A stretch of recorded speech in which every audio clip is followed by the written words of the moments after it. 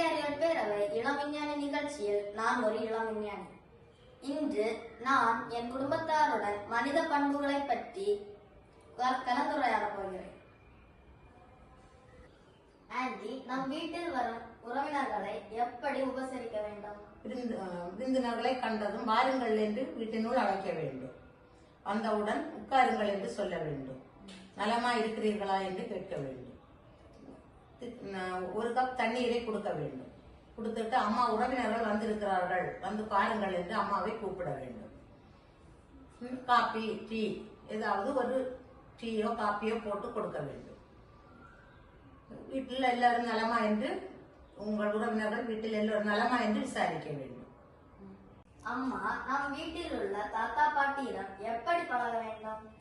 நம்ம தாத்தா பாட்டியிடம் மதிப்பா பழகணும். அவங்க ஏதாவது சொன்னாங்கன்னா நீ எதிர்த்து பேசக்கூடாது. அவங்க சொன்னதை கேட்டு மரியாதையா இருக்கணும். அது போயிட்டு அவங்க பழங்காலத்து உணவு முறைகளை சொல்லி தருவாங்க. அவங்க அந்த பழங்காலத்து சாப்பாடை சாப்பிட்டு தான் இப்போ ஹெல்த்தியா இருக்காங்க. அதனால அதை கேட்டு நீ பழகணும். அடுத்து வந்தது அவங்க பழங்காலத்து கதைகள் சொல்லி தருவாங்க. அதை இனி போன் பார்க்காம இருந்து அவங்க சொல்லி தரதை கவனிச்சு கேட்டு அறியணும். அண்ணா, நான் பொது இடங்களில் செல்லும் போது எவ்வாறு நடந்து கொள்ள வேண்டும்? தம்பி, நாம் ஒரு இடத்திற்கு செல்லும் போது எக்ஸாம் எழுதுவதற்கோ எக்ஸாம் காலத்துக்கோ அல்லது ஒரு நிகழ்ச்சிக்கோ செல்லும் போது அவர்கள் குறிப்பிட்ட நேரத்திற்கும் ஒரு 10 நிமிடம் முன்பாக செல்ல வேண்டும். அந்த இடத்தில் நாம் ஆஜராக வேண்டும்.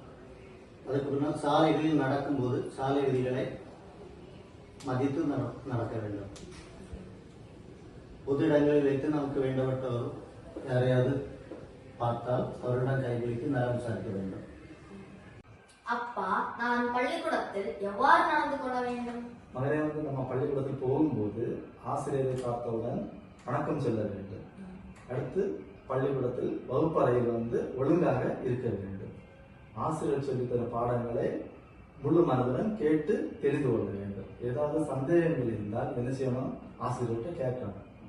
அதே மாதிரி எல்லா சக மாணவர்களிடத்தும் அன்பாக பழக வேண்டும். சண்டை சச்சரவுக்கு போகக்கூடாது.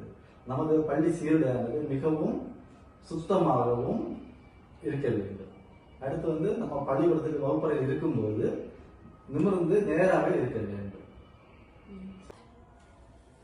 நான் என் குடும்ப உறவினர்களிடமிருந்து அறிந்து கொள்வதை வாழ்க்கையில் பின்பற்றுவேன் என்று கூறி இந்த வாய்ப்பை அளித்த குமரி அறிவியல் பேரவைக்கும் இவ்வளவு நேரம் என்னுடன் கலந்துரையாடிய என் குடும்ப உறவினர்களுக்கும் நன்றி, வணக்கம்.